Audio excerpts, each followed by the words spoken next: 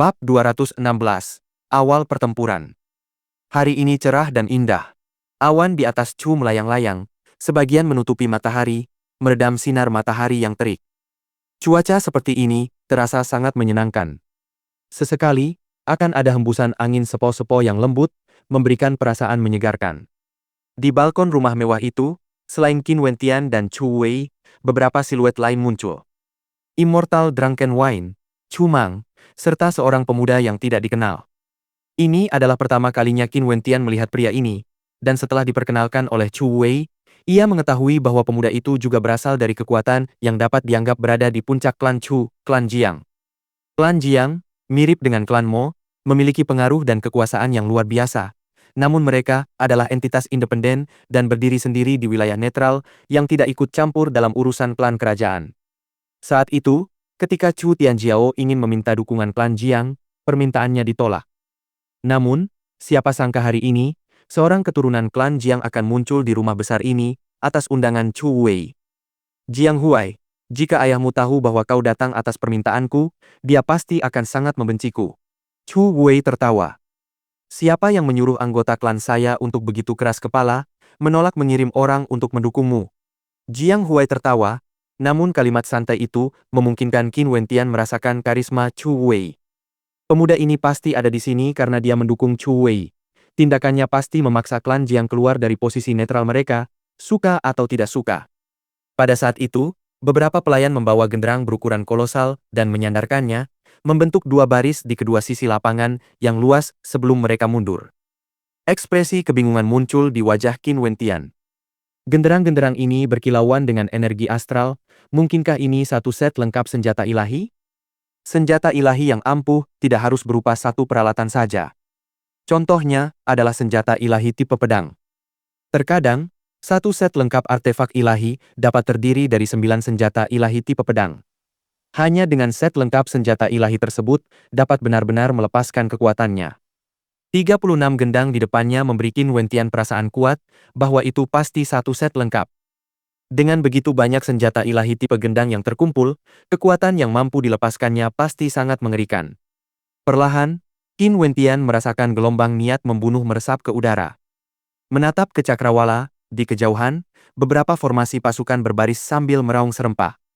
Pasukan lapis baja itu berjumlah lebih dari 1000 orang dan semuanya dilengkapi dengan tombak panjang, memancarkan aura jahat karena niat membunuh mereka dapat dirasakan dengan jelas terpancar keluar. Pasukan itu berdiri di tengah lapangan yang luas, menatap ke atas ke arah balkon tempat Chu Wei berada. Mendengar perintah yang tegas, para prajurit bergerak serempak, menarik busur di punggung mereka sambil membidik ke atas.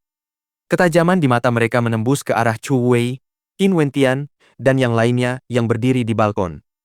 Sementara itu, lebih dari 10 ahli dari alam Yuanfu terlihat terbang di udara, dan berhenti di ruang udara di atas 1000 pasukan.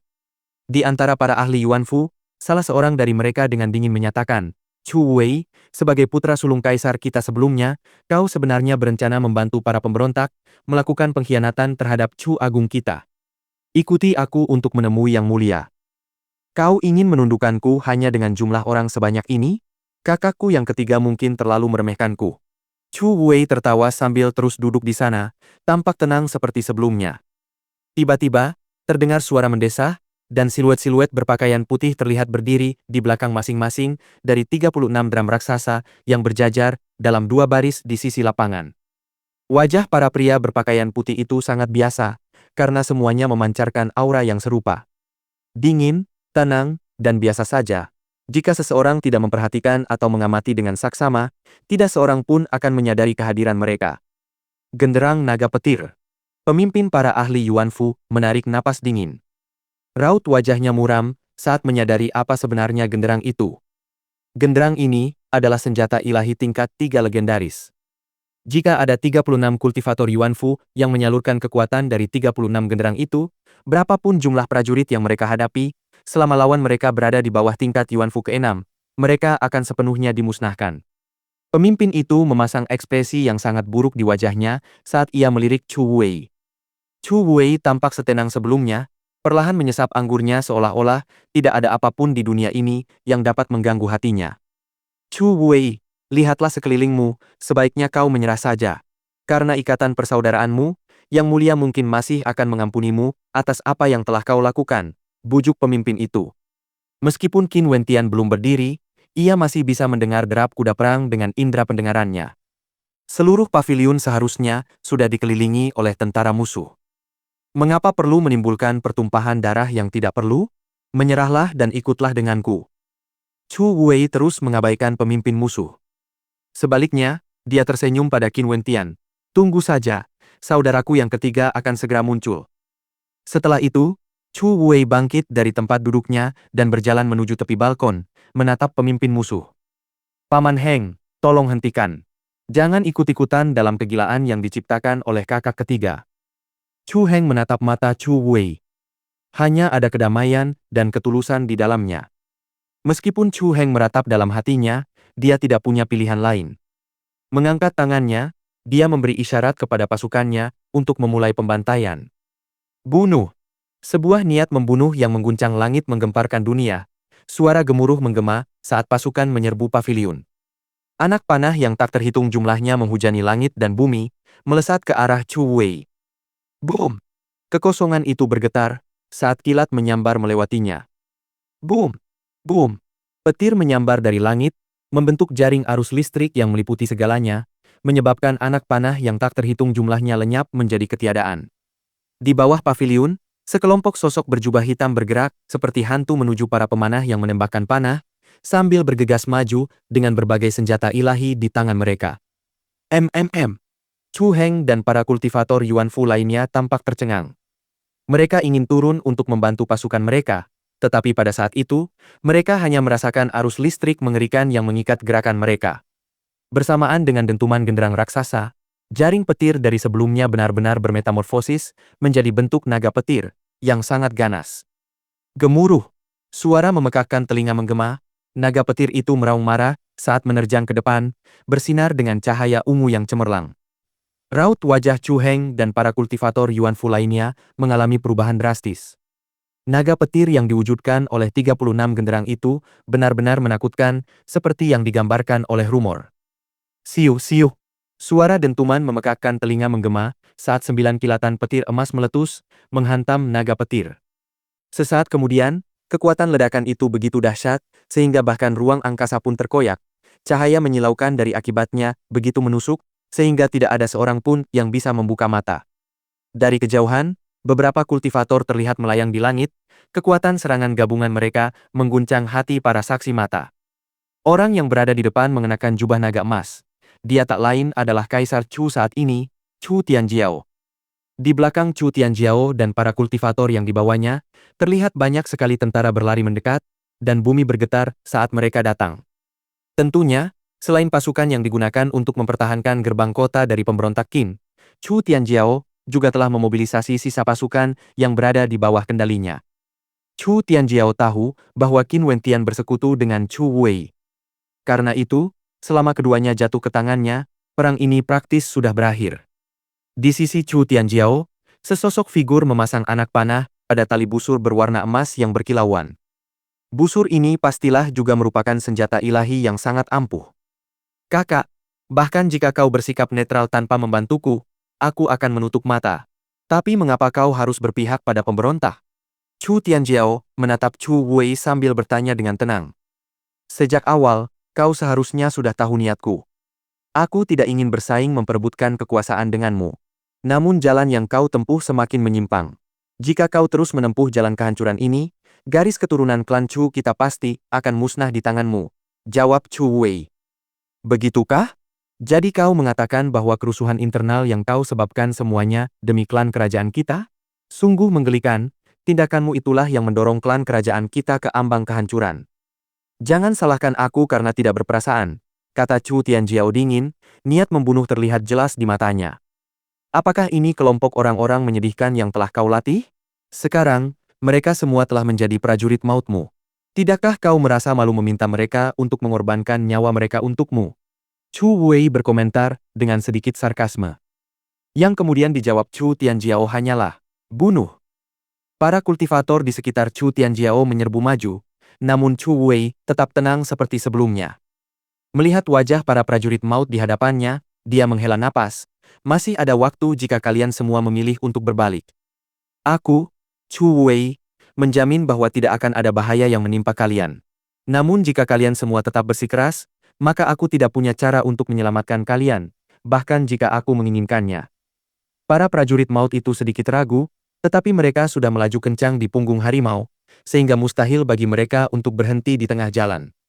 Dari kejauhan, gumpalan debu menutupi langit, menjadi bukti banyaknya kuda yang berlari kencang menuju ke arah mereka, saat pasukan yang tidak diketahui asalnya mengepung seluruh wilayah tersebut. Namun, tombak-tombak di tangan mereka sebenarnya semuanya mengarah ke pasukan Chu Tianjiao.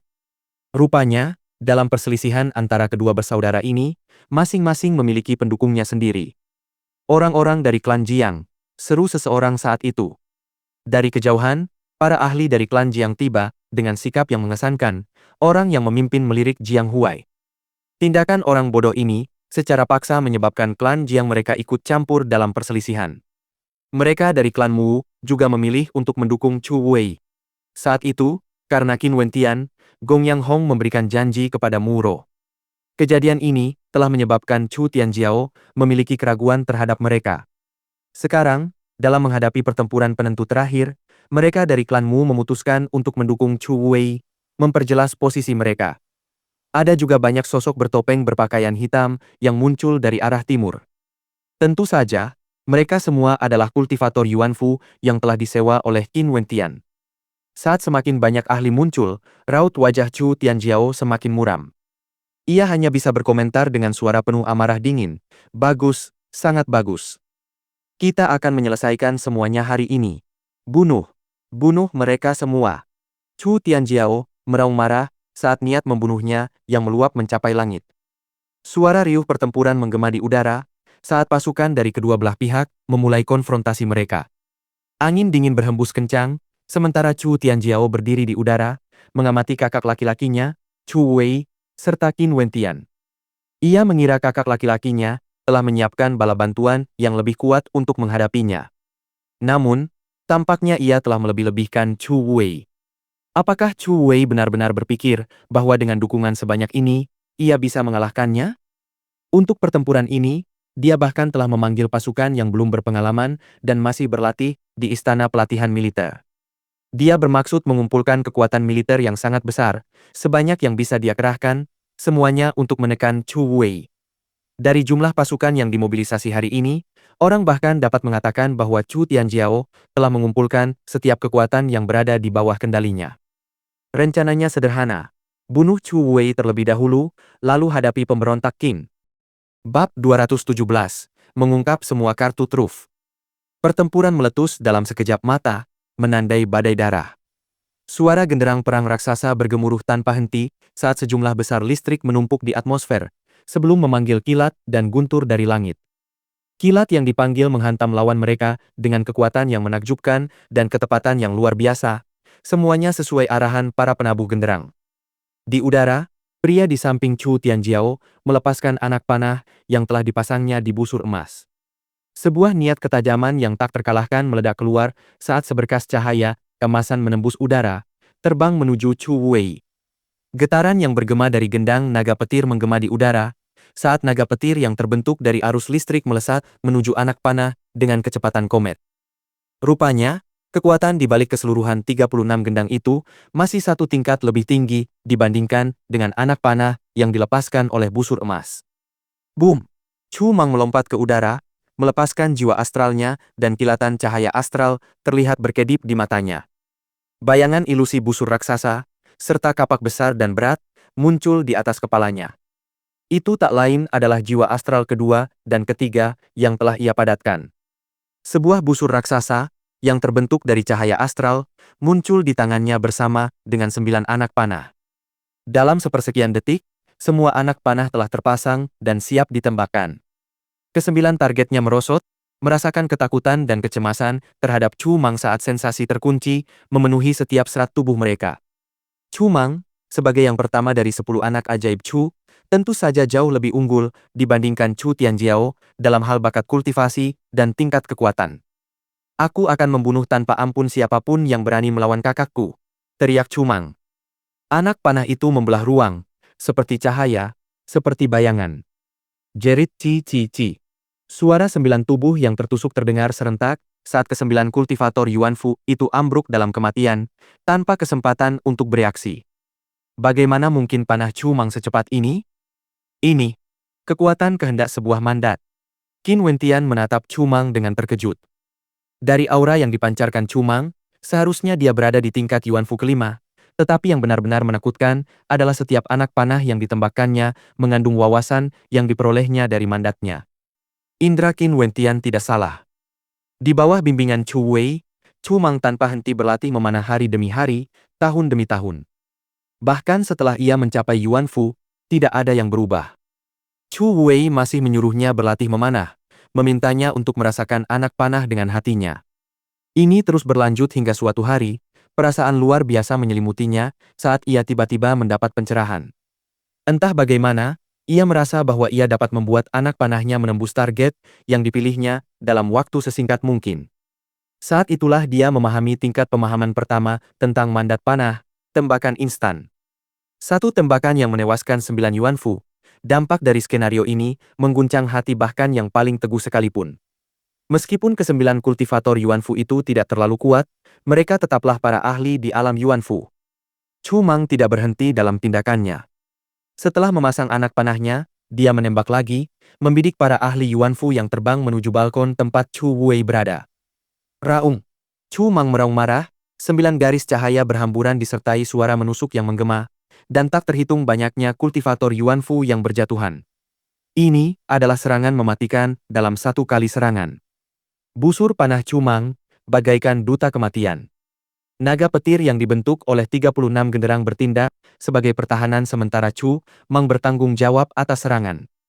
Meskipun Chu Wei tidak memiliki banyak kultivator Yuanfu di balkon, tidak akan mudah bagi Chu Tianjiao untuk membunuhnya. Naga petir itu menari-nari selaras dengan 36 penabuh gendang di bawahnya. Meskipun mereka tidak akan mati karenanya, para kultivator tingkat Yuanfu ke-7 hingga ke-9 tetap akan merasakan ancaman yang berat dari kekuatan yang dimanifestasikan oleh seperangkat gendang kolosal ini. Pasukan Qin seharusnya tiba sebentar lagi, kata Chu Wei dengan suara rendah. Qin Wentian tidak menjawab, ia menatap sungai darah yang terbentuk dari korban-korban, menghela napas tak berdaya dalam hatinya. Ouyang dan rekan-rekannya belum muncul. Qin Wentian tahu bahwa ini karena orang-orang dari Istana 9 Mistik belum muncul. Adapun King Er, Qin Wentian hanya bisa tersenyum getir saat memikirkannya. Dia bahkan tidak bisa merasakan kehadirannya, dan dia tahu bahwa King Er hanya akan muncul di saat-saat bahaya mutlak. Dia sudah sangat berterima kasih atas perlindungannya, dan tahu bahwa dia seharusnya tidak terlalu mengeluh tentang sikap dingin King Er. Lagi pula, King Er tidak berutang apapun padanya. Awan putih yang melayang di langit tampak seolah diwarnai merah tua karena pantulan cahaya darah di tanah. Meskipun Chu Mang bagaikan dewa kematian, dia hanyalah seorang diri dan tidak dapat menghentikan majunya pasukan darat. Saat ini, pasukan pendukung Chu Wei sedang dibantai. Pasukan dari klan Jiang dan klan Mu berada dalam posisi genting. Meskipun demikian, mereka secara bertahap bergerak mendekati area tempat Chu Wei berada. Dengan cara ini, naga petir yang terbentuk dari arus listrik juga dapat memberi mereka sedikit perlindungan. Chu Tianjiao dengan dingin menyaksikan kematian banyak orang. Dia belum memerintahkan para ahli terkuat di rombongannya untuk bertindak. Meskipun dia yakin bisa menghancurkan naga petir, melakukannya akan membutuhkan pengorbanan besar berupa nyawa para ahli Yuanfu-nya. Karena itu, dia memilih untuk memfokuskan perhatiannya pada pemusnahan pasukan biasa terlebih dahulu, daripada mengincar kultivator Yuanfu. Setelah semua pasukan pendukung Chu Wei dimusnahkan, dia ingin melihat apa yang akan dilakukan Chu Wei selanjutnya. Pada saat itu, lebih banyak lagi ahli Yuanfu terlihat terbang di kejauhan. Di bawah mereka, pasukan lapis baja dengan bendera Qin mengguncang bumi, sementara awan debu dan kotoran terlempar dari kuda perang mereka yang sedang berlari kencang. Pasukan Qin telah muncul. Chu Tianjiao melirik Chu Wei dengan dingin, sambil memberi isyarat kepada rombongannya untuk mundur ke sisi kiri medan perang. Dia tidak ingin terjebak dalam posisi di mana pasukannya akan berada di tengah baku tembak, diserang dari depan dan belakang antara pasukan Qin dan pasukan Chu Wei. Suasana dipenuhi pusaran kekuatan militer yang dahsyat. Pasukan Qin berdiri di sisi kanan lapangan sambil menatap dingin Chu Tianjiao. Wentian, Sebuah suara memanggil dan Qin Wentian mengalihkan pandangannya ke dua jenderal pasukan Qin. Kedua pria ini tak lain adalah Qin Wu dan Qin Chuan.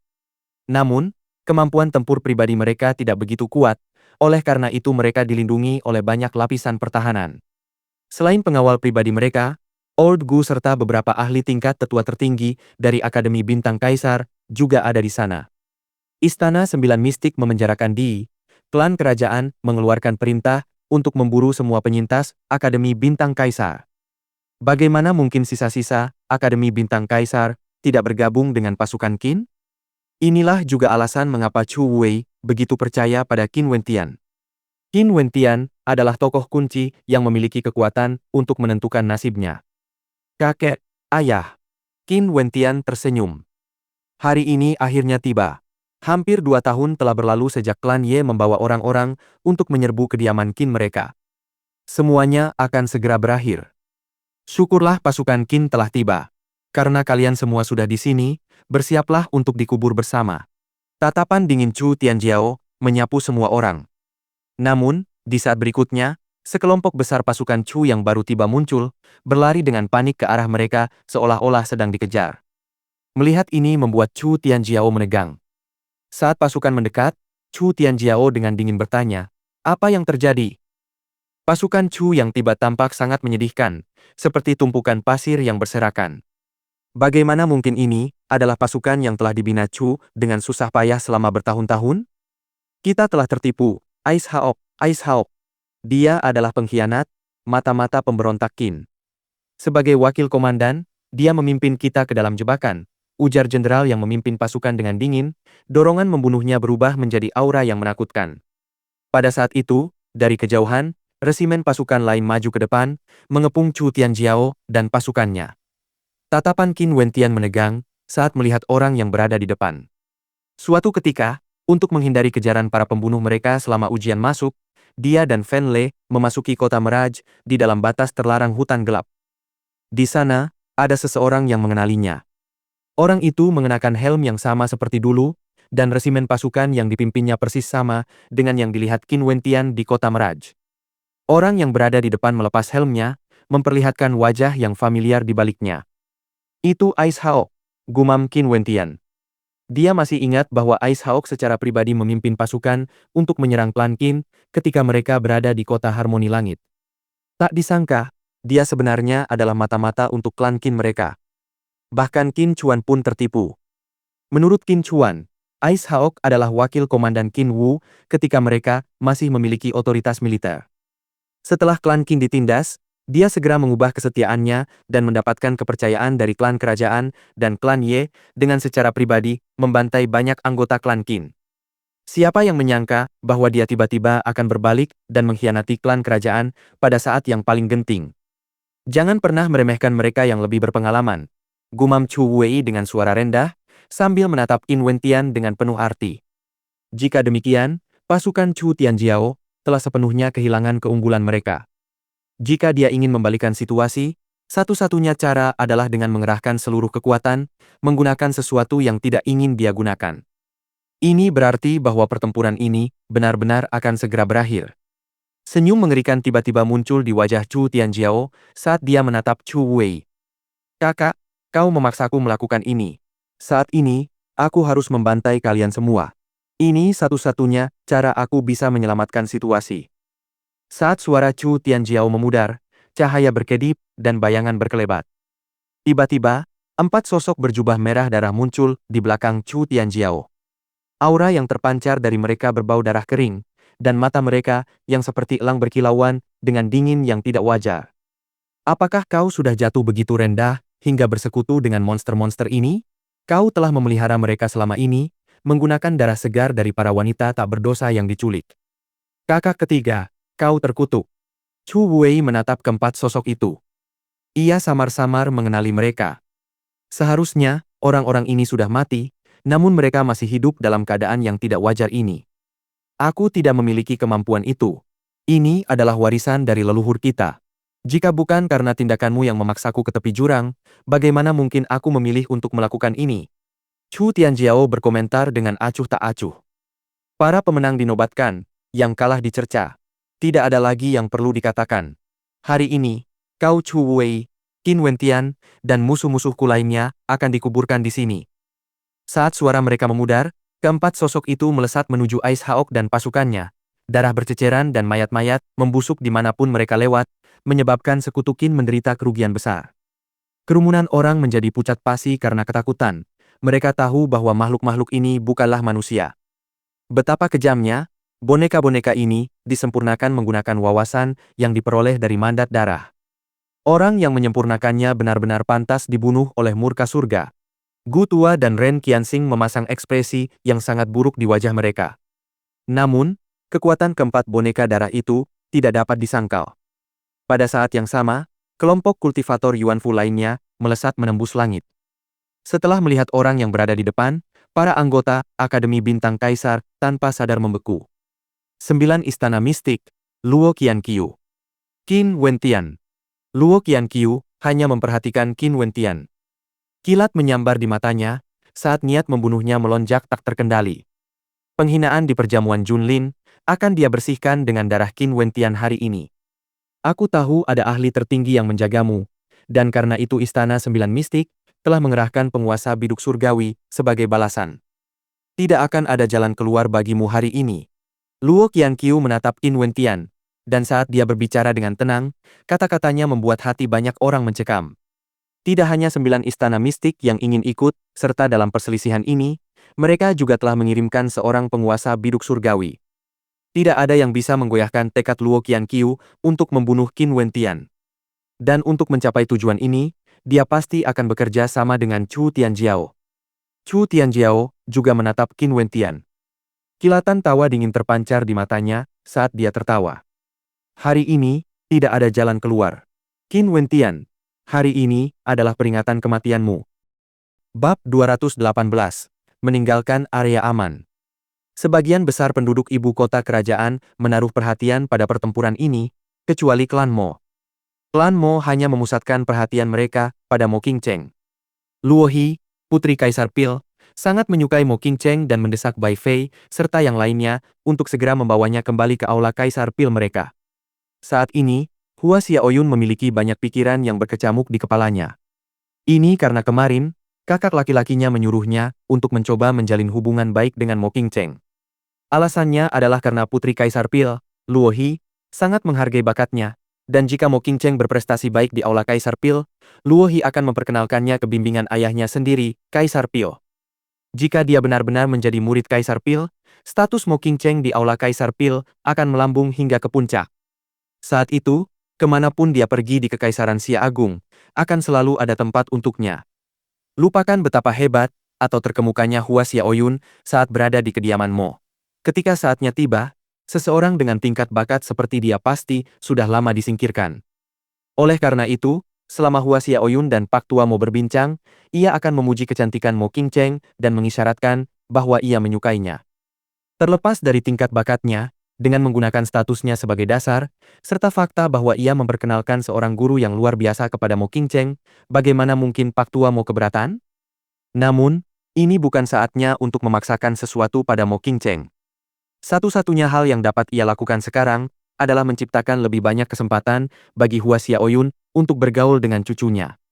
Mo Qingcheng hanya merasakan kekesalan yang mendalam. Ia sangat jengkel di dalam hatinya, tetapi masih harus berpura-pura bersikap sopan. Ia sangat khawatir tentang keadaan di ibu kota kerajaan, dan bertanya-tanya, apakah si bodoh itu masih baik-baik saja. Ia tidak ingin sesuatu terjadi padanya. Nona, pertempuran akan segera mencapai puncaknya. Mereka dari 9 istana mistik akhirnya muncul.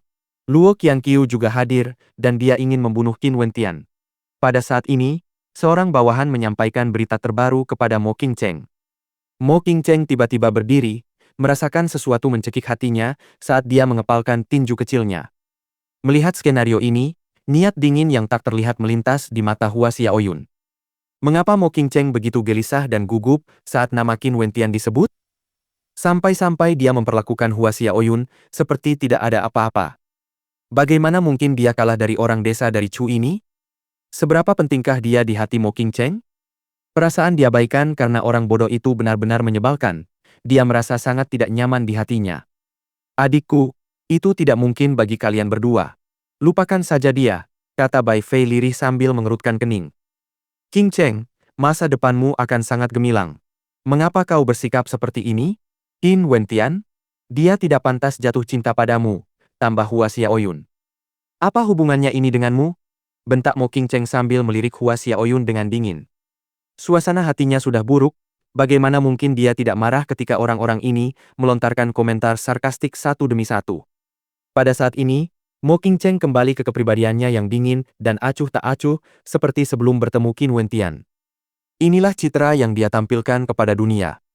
Hanya di depan Qin Wentian dia akan menunjukkan sisi nakal dan menggemaskannya. Nada bicara Mo Qing Cheng membuat Hua Xiaoyun menegang, dan kilatan cahaya dingin yang menakutkan muncul di matanya. Hehehe. Hua Xiaoyun tertawa sinis dalam hatinya.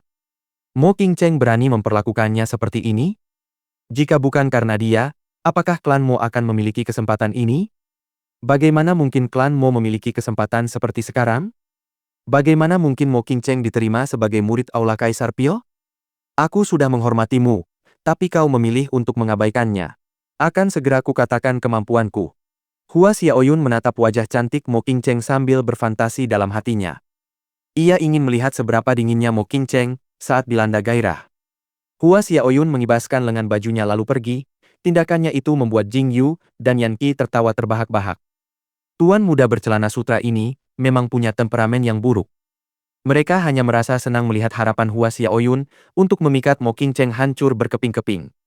Mo Qing Cheng tentu saja tidak memperhatikan sikap Hua Xiaoyun dan tidak tahu bahwa dia telah menyinggung perasaannya. Di dalam hatinya hanya ada Qin Wentian.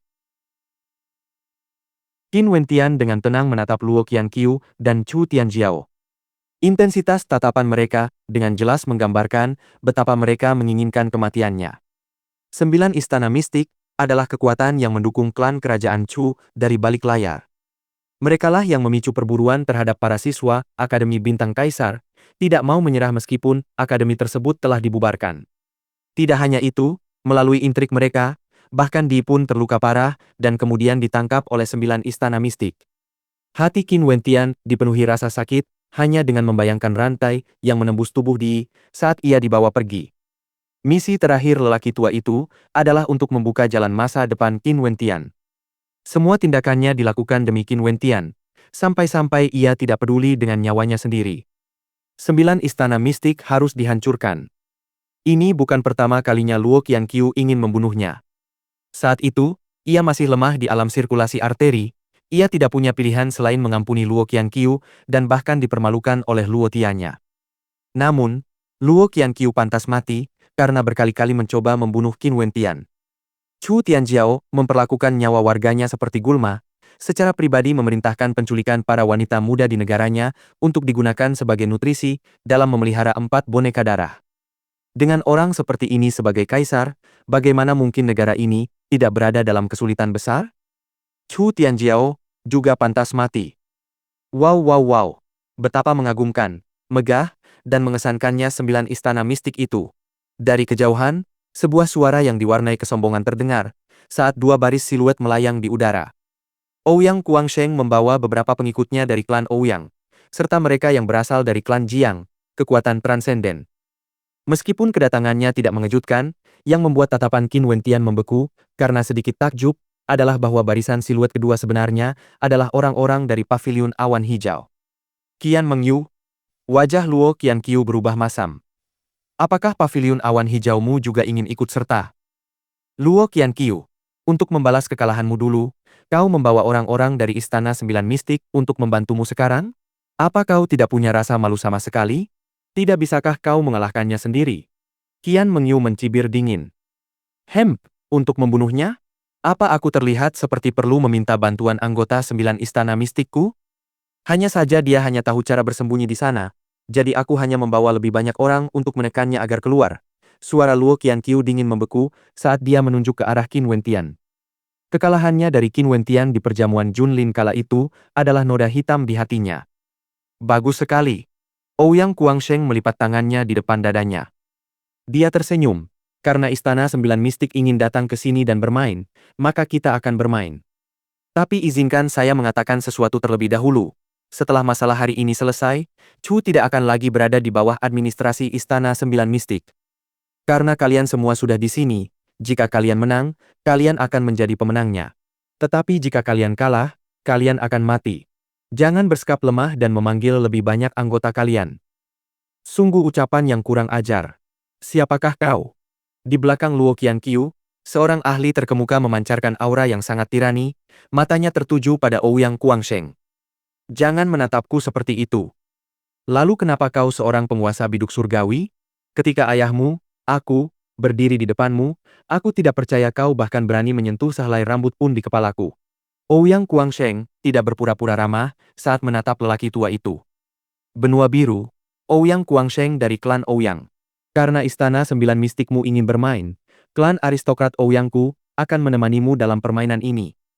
Penguasa biduk surgawi itu menegang, matanya membelalak kaget. Klan Ouyang? Mengapa orang-orang dari klan aristokrat Ouyang muncul di Chu?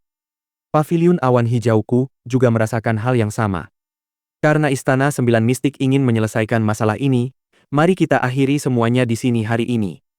Jika Luo Qianqiu mati, biarlah. Jika Istana Sembilan Mistik masih ingin terus memainkan tipu daya mereka di masa depan, begitu pula, Paviliun Awan Hijauku akan menemani kalian semua dalam permainan ini. Sikap Qian Mengyu membingungkan Qin Wentian, sementara wajah-wajah orang-orang dari 9 Istana Mistik menjadi pucat pasi. Mereka tidak pernah menyangka bahwa klan aristokrat Ouyang dan Paviliun Awan Hijau akan memiliki sikap seperti itu. Chu Tianjiao mengerutkan alisnya, merasa rencananya berantakan. Karakter Ouyang Guangsheng ini terlalu berani, dia bahkan berani bertingkah seperti itu saat berbicara dengan penguasa bintang langit. Hal ini membuat Chu Tianjiao merasa bahwa klan Ouyang adalah entitas yang bahkan Istana Sembilan Mistik pun tidak berani menyinggungnya. Qianqiu, situasinya semakin rumit. Kita tidak memiliki peluang sukses yang mutlak, ujar penguasa Biru Langit dari Istana Sembilan Mistik dengan suara rendah. Luo Qianqiu terdiam sejenak sebelum menarik napas dalam-dalam. Karena dia kembali ke Chu hari ini, bagaimana mungkin dia kembali ke Istana Sembilan Mistik dengan ekor di antara kedua kakinya? Jika dia tidak mengambil kesempatan untuk membunuh Qin Wentian hari ini, di mana dia akan menemukannya di masa depan? Aku setuju. Yan Tua, pergilah dan hancurkan 36 genderang itu, perintah Luo Qianqiu dengan acuh tak acuh. Penguasa biduk surgawi bernama Yan Tua menghela napas sambil mengangguk. Sekarang, status Luo Qianqiu di dalam Istana Sembilan Mistik tidak lagi sama seperti sebelumnya. Karena ia ingin bertempur, Yan Tua hanya bisa menemaninya dalam kegilaan ini. Seharusnya tidak masalah selama ia tidak berurusan dengan tuan muda klan Ouyang. Yan Tua bertindak. Saat suara gemuruh menggelegar, wujud kaki raksasa menghantam dari langit, tepat di atas naga petir. Suara dentuman menggema saat naga petir meledak akibat benturan.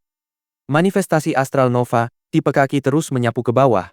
Tekanan yang dipancarkannya menyebabkan para pria berjubah putih di belakang 36 drum memuntahkan darah segar dan wajah mereka menjadi sangat pucat.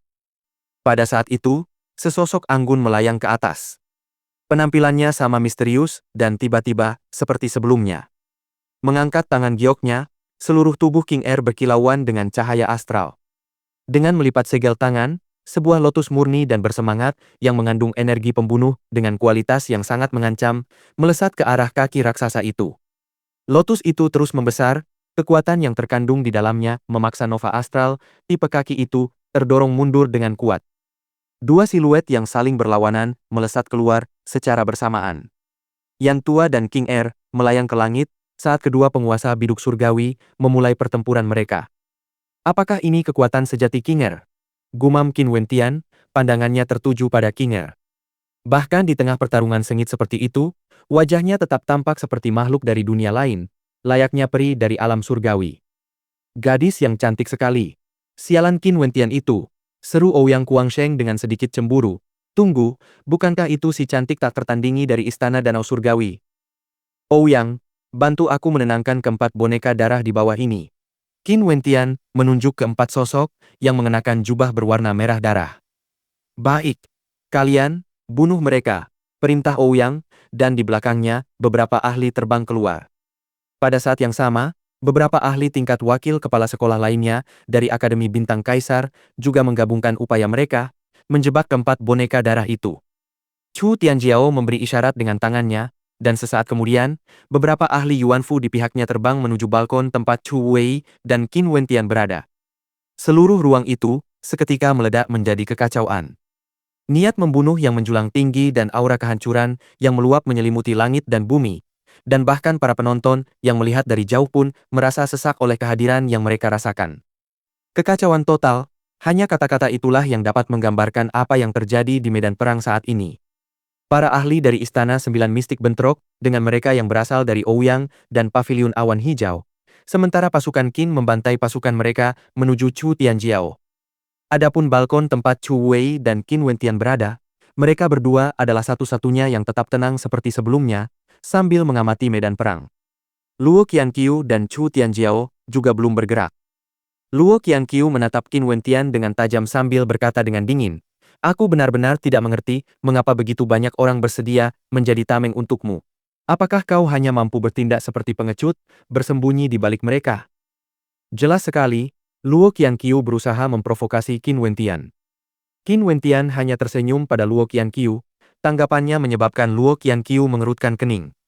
"Selama perjamuan Junlin, jika bukan karena ayahmu ada di sana untuk melindungimu, kau pasti sudah lama mati.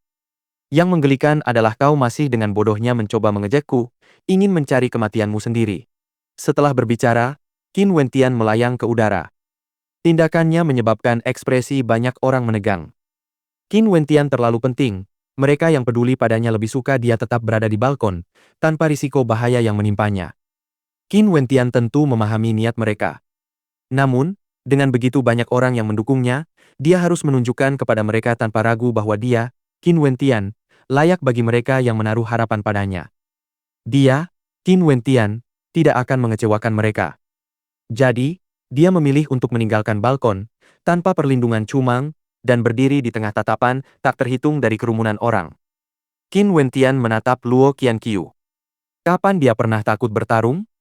Di perjamuan Junlin, semua peluang berlawanan dengannya, setiap langkah yang diambil dipenuhi dengan kesulitan luar biasa. Namun, bukankah dia berhasil bertahan hingga akhir dan akhirnya menjadi juara? Hari ini, dia ingin memberitahu mereka yang telah mendukungnya bahwa dia, Qin Wentian, layak mendapatkan dukungan mereka. "Kau akan mati dalam 10 tarikan napas." Qin Wentian berbicara dengan acuh tak acuh, seolah menyatakan sebuah fakta, yang membuat hati banyak orang gemetar. Betapa sombongnya kata-katanya? Dalam 10 tarikan napas, dia ingin Luo Qianqiu, sang jenius dari Istana Sembilan Mistik, binasa dalam waktu 10 tarikan napas. Bab 219. Kekuatan sebuah genggaman tunggal. Luo Qianqiu berdiri, terpaku mendengar kata-kata Qin Wentian. Saat makna kata-katanya mulai dipahami, Luo Qianqiu mulai meraung dengan tawa histeris. Melangkah maju, kilat menyambar saat jiwa astralnya dilepaskan, memunculkan aliran petir ungu yang menyelimuti tubuhnya. Aliran petir yang tak berujung itu mengandung energi yang sangat menakutkan di dalamnya. Bagi kultivator bela diri bintang, karakteristik petir memberikan atribut menusuk pada serangan mereka, menyebabkan mereka menjadi sangat dominan. Setelah ia menembus ke Yuanfu, untuk jiwa astral ketiganya, Luo Qianqiu juga memadatkan jiwa astral tipe petir. "Aku belum pernah mendengar lelucon selucu ini seumur hidupku."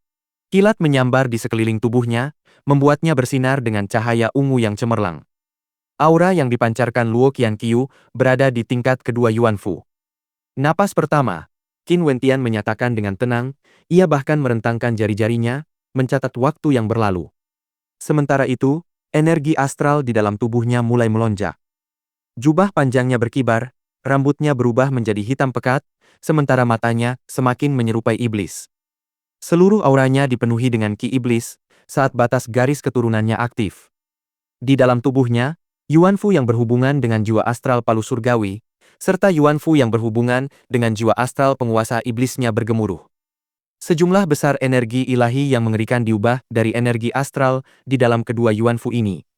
Sesaat kemudian, energi ilahi yang luar biasa itu beredar ke seluruh tubuhnya. Dengan 3 Yuanfu, Qin Wentian secara alami memiliki cadangan energi 3 kali lebih banyak untuk dibuang dibandingkan dengan kultivator Yuanfu biasa. Raut wajah Luo Qianqiu berubah marah saat mendengar Qin Wentian mencatat waktu. Sambil menarik napas dalam-dalam, wujud ilusi arwah petir muncul di belakangnya, semakin meningkatkan kekuatannya. Kau benar-benar tidak tahu apa itu kematian. Akan kubiarkan kau merasakan kekuatan mandatku, seru Luo Qianqiu. Tiba-tiba, Qin Wentian merasakan aliran energi mengerikan menghantam tubuhnya, menyebabkan rasa sakit yang menusuk di dalam kesadarannya. Serangan ini mirip dengan yang digunakan Xiao Lan saat itu. Aliran energi yang luar biasa ini, bagaikan busur petir yang tak terhitung jumlahnya. Luo Qianqiu berdiri di sana tanpa bergerak, sementara Qin Wentian merasakan seluruh tubuhnya mati rasa akibat guncangan guntur. Bagaimana perasaanmu sekarang? Tawa gila terlihat di mata Luo Qianqiu saat dia menatap Qin Wentian. Napas ketiga. Sama acuh tak acuhnya seperti sebelumnya, Qin Wentian menjawab. Ia masih memperhatikan waktu yang berlalu, dan jawabannya itu membuat wajah Luo Qianqiu berubah sangat jelek.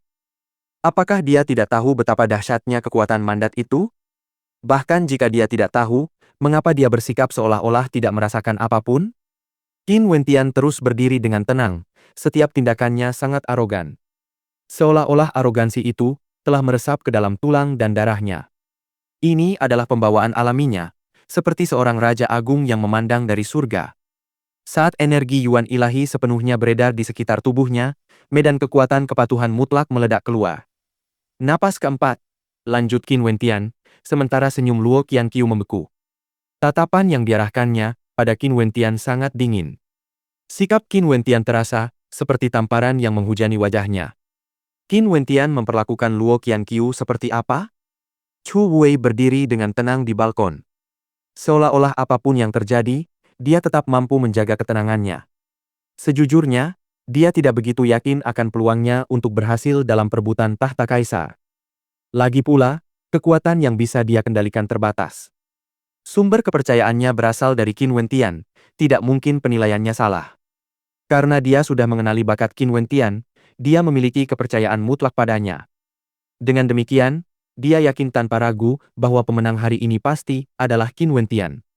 Kemenangan Qin Wentian juga berarti bahwa dia, Chu Wei, akan meraih kemenangan. Chu Mang, lindungi Qin Wentian dari serangan mendadak. Aku khawatir saudara ketiga kita mungkin melakukan sesuatu yang buruk padanya, perintah Chu Wei. Baik. Chu Mang melayang, berdiri diam di udara di tempat yang tidak jauh dari Qin Wentian. Tatapannya tertuju pada Chu Tianjiao, memperhatikan setiap gerakannya.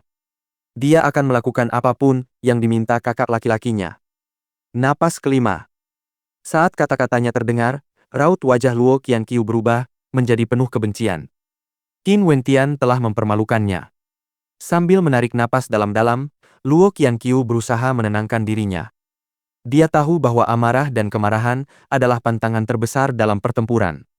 Namun, tanpa sadar dia merasakan hal ini, karena Qin Wentian bagaikan simpul kusut di hatinya.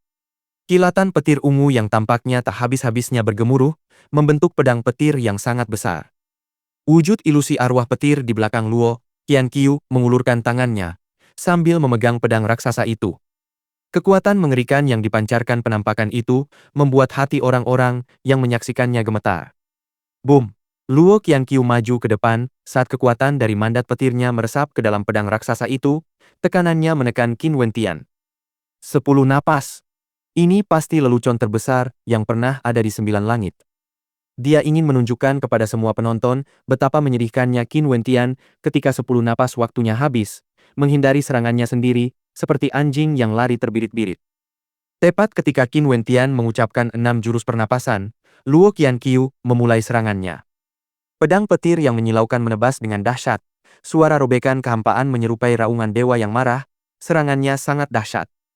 Tebasan pemenggalan kepala petir.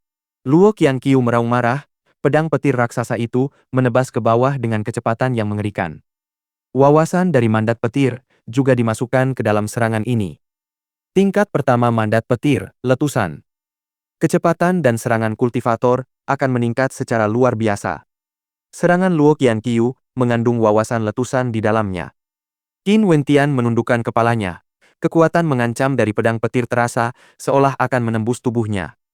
Dia jelas bisa merasakan betapa kuatnya serangan Luo Qianqiu sebenarnya. Namun, kesimpulan pertempuran hari ini akan menjadi penutup perang Chu ini. Karena itu, untuk menghabisi Luo Qianqiu, dia memutuskan untuk menggunakan metode yang paling dahsyat dan dominan yang dimilikinya. Wajah tampan yang penuh tipu daya itu memancarkan kesombongan yang dingin.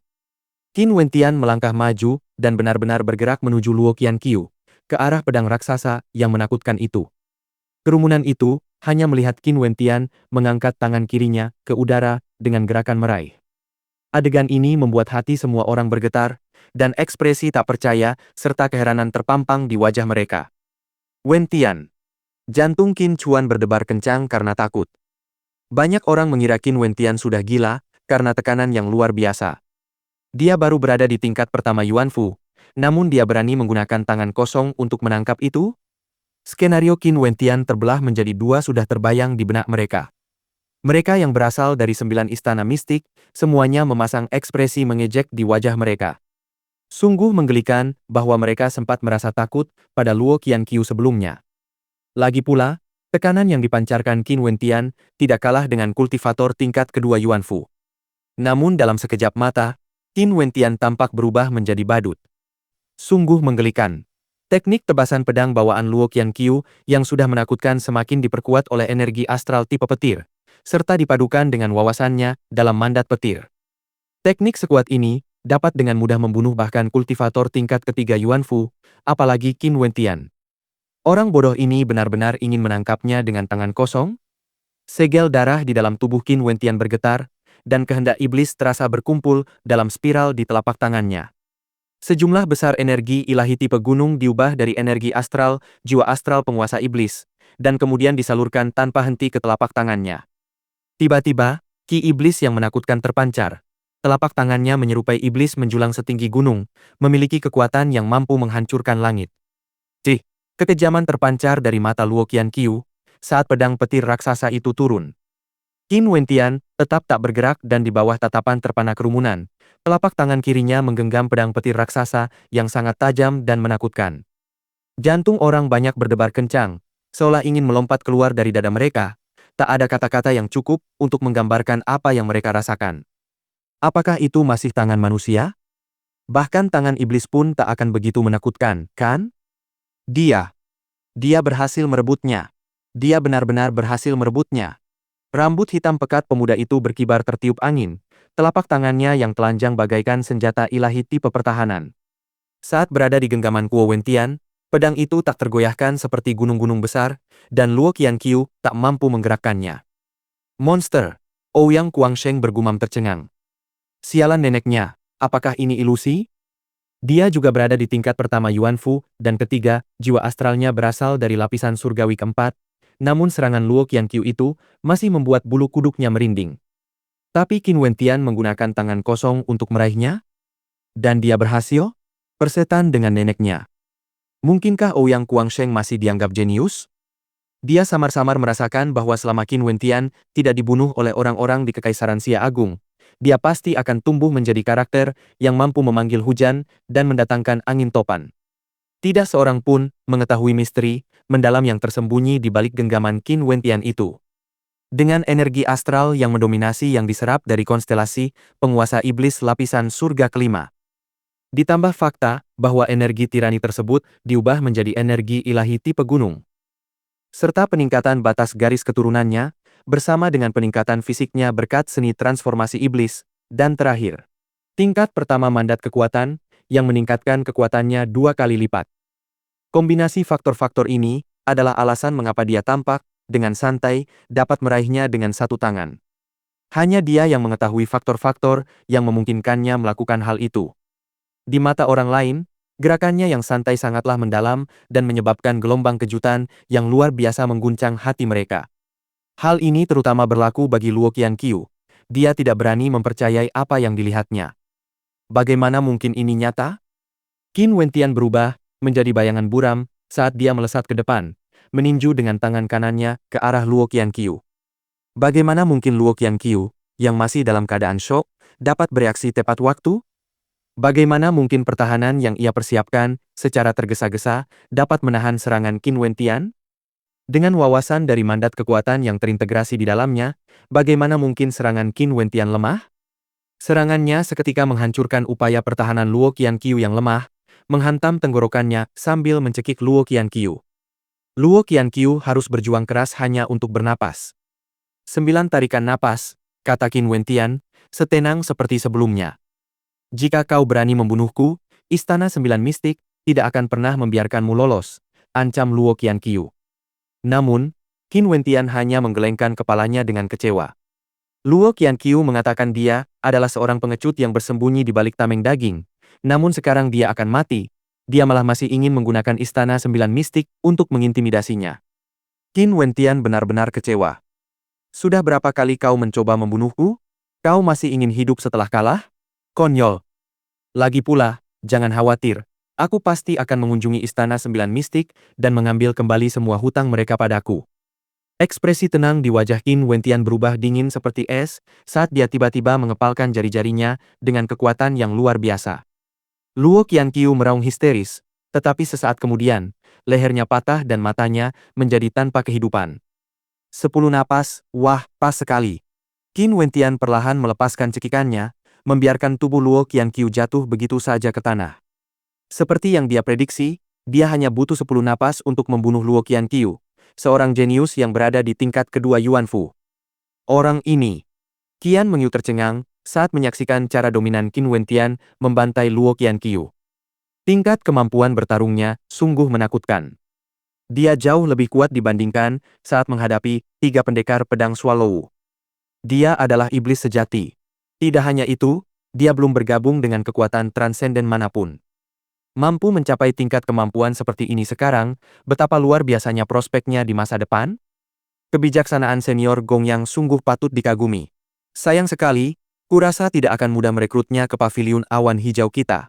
Dengan menyesal, Qian Mengyu menghela napas dalam hati. Bab 220. Penindasan total. Sudah terlalu lama sejak Qin Wentian bertarung melawan seseorang. Saat ini, ketika banyak orang meragukan kekuatannya, pancaran bakat Luo Qianqiu yang dianggap hebat hanya bisa menjadi latar belakang bagi Qin Wentian. Kematian mantan peraih peringkat 1 yang gemilang di Akademi Bintang Kaisar, seorang jenius yang dipuja banyak orang, hanya akan membuka jalan bagi kejayaan Qin Wentian. Perasaan tegang di hati Qin Chuan akhirnya sirna. Senyum lembut terlintas di matanya saat ia menatap siluet putranya yang berdiri di udara.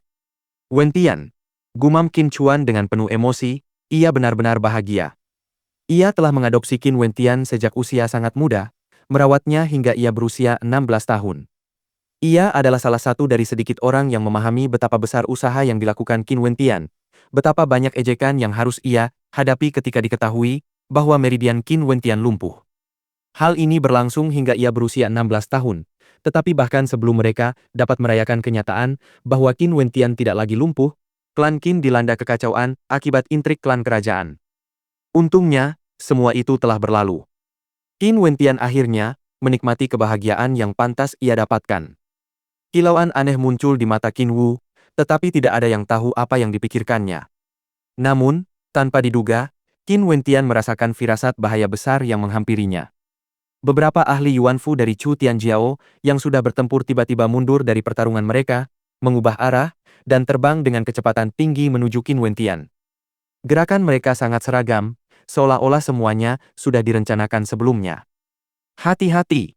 Teriak Ouyang Guangsheng. Chu Mang segera bereaksi saat kapak raksasa muncul di tangannya. Saat dia mengayunkannya, gelombang dahsyat dari kehendak seorang mandata terasa mengalir deras seperti ombak. Jiwa astral kapak agung adalah jiwa astral ketiga yang dipadatkan oleh Chu Mang.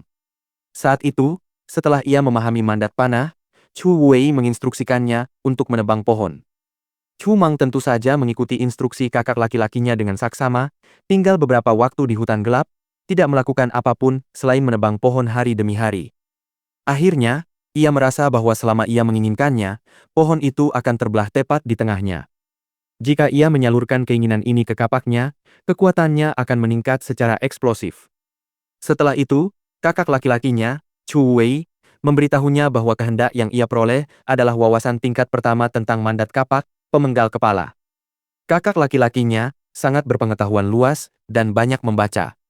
Tidak hanya membimbing Chu Mang, Chu Wei juga meluangkan waktunya untuk membimbing anak yatim piatu berbakat lainnya yang bernasib malang, membantu mereka mencapai tujuan yang mereka inginkan, tetapi tidak bisa karena kurangnya kekuatan. Dia mengajari mereka kultivasi, membimbing mereka melalui setiap langkah. Akhirnya, Kelompok orang ini menjadi pembantu terpercaya Chu Wei dan mengikutinya dengan sukarela, tidak ragu-ragu bahkan jika mereka harus mati untuknya. Tentu saja, Chu Mang tahu bahwa kakak laki-lakinya benar-benar peduli pada kelompok orang ini dari lubuk hatinya. Jika tidak, Chu Wei tidak akan memiliki posisi terhormat di hati mereka. Chu Mang menatap para penyerang yang datang dan langsung menebas dengan kapaknya, seperti sebelumnya saat ia menebang pohon. Energi misterius melesat turun diikuti cahaya kemasan. Kultivator Yuan Fu yang menjadi targetnya bahkan tidak sempat berteriak sebelum tubuhnya terbelah menjadi dua, darahnya menyembur keluar seperti hujan darah. Siapa yang berani menyentuhnya? Chu Mang meraung marah, sambil berlari ke arah penyerang Yuan Fu lainnya.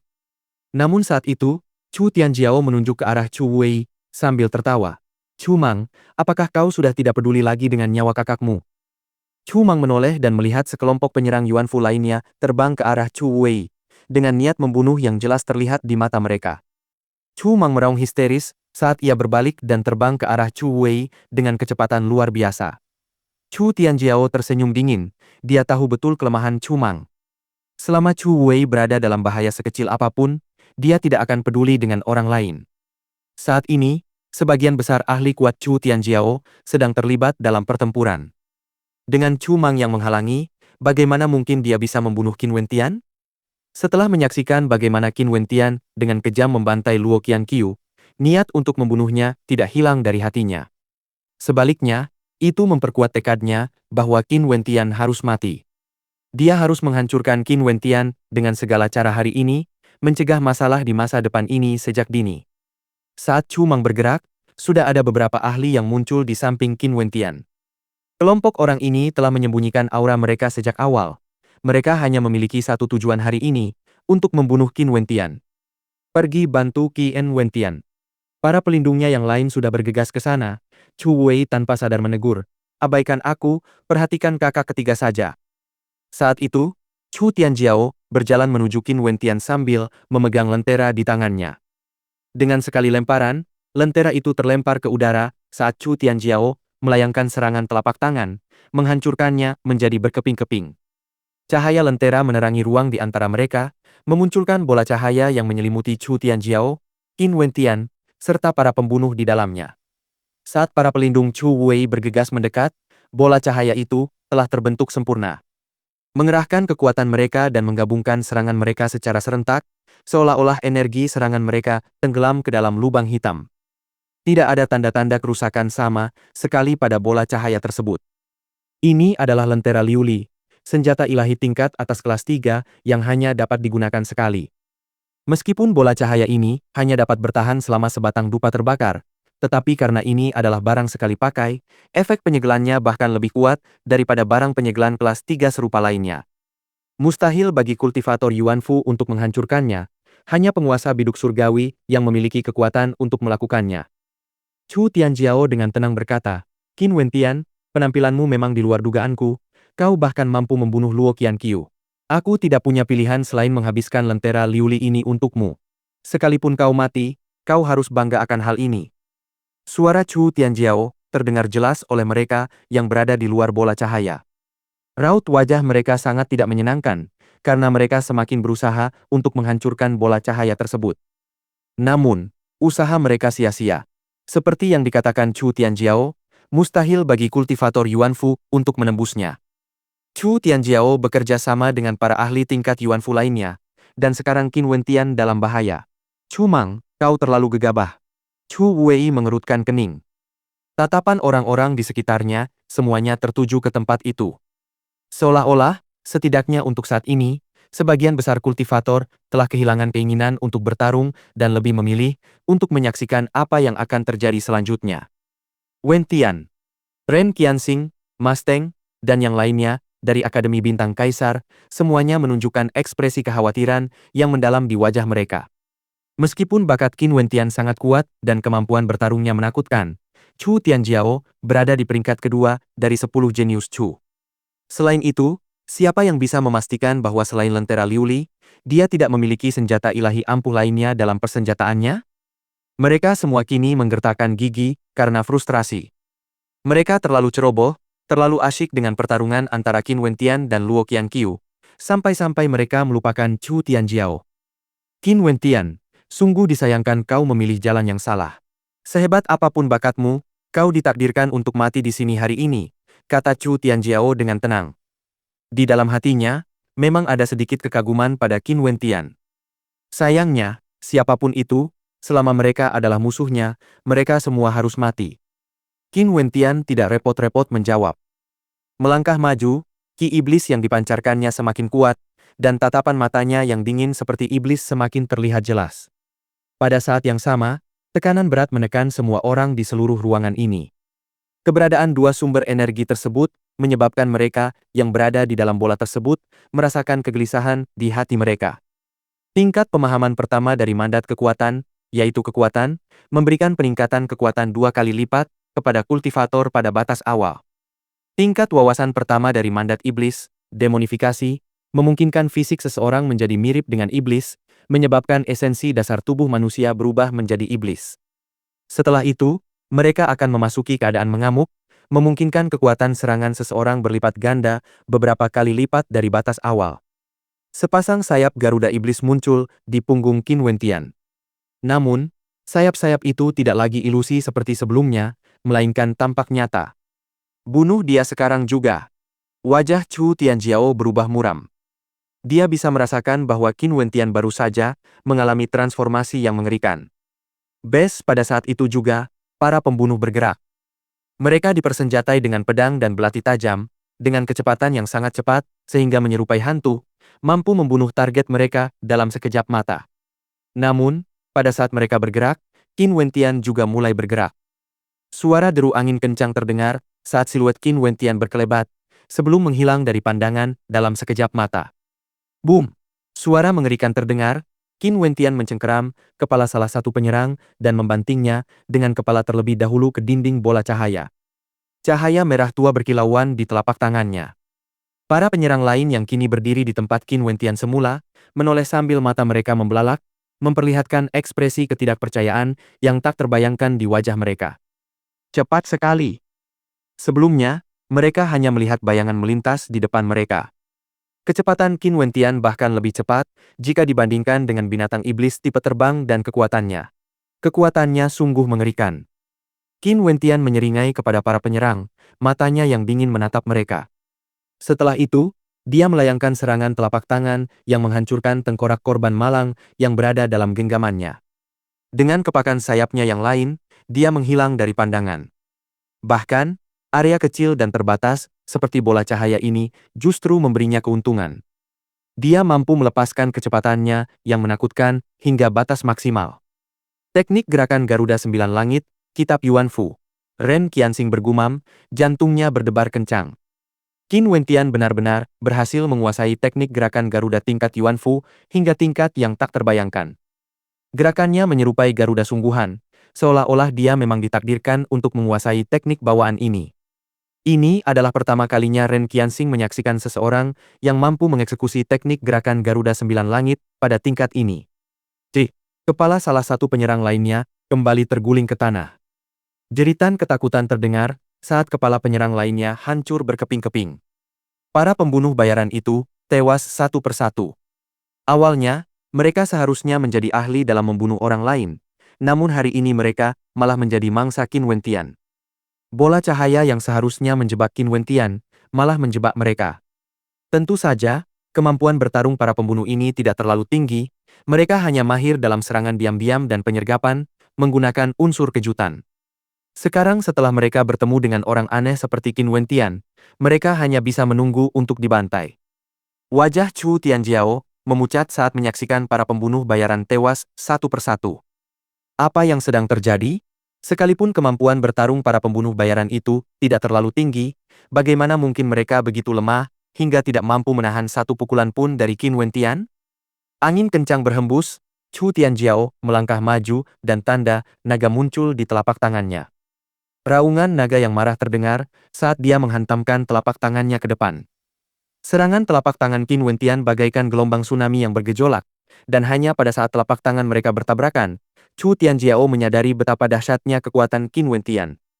Ia berada di tingkat ketiga Yuanfu dan telah mengkultivasi teknik bawaan yang sangat kuat bernama segel, naga sejati.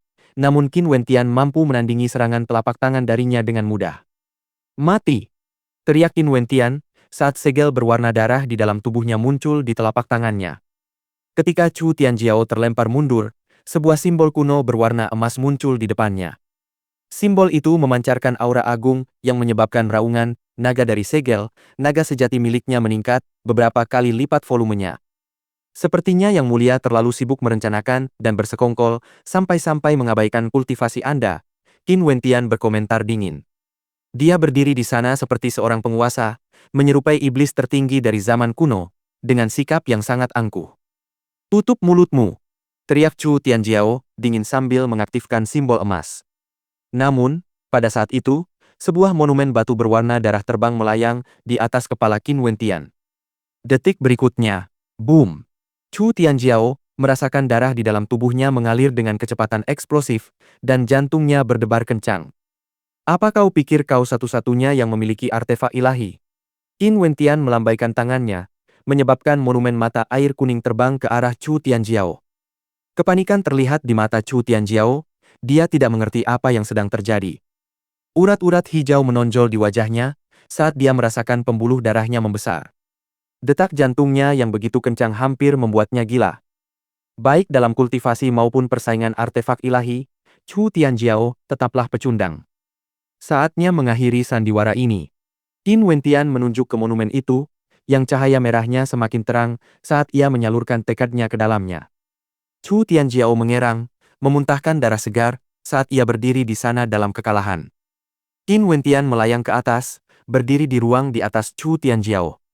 Penyesalan tak berujung membanjiri Chu Tianjiao saat dia melirik ke atas, melihat betapa angkuhnya Qin Wentian saat memandang rendah dirinya. Mengapa dia tidak mengakhiri hidup Qin Wentian lebih awal saat itu ketika dia memiliki kesempatan? Sekarang, tidak ada lagi waktu untuk menyesal, sudah terlambat. Apakah semuanya benar-benar akan berakhir hari ini? Bersambung.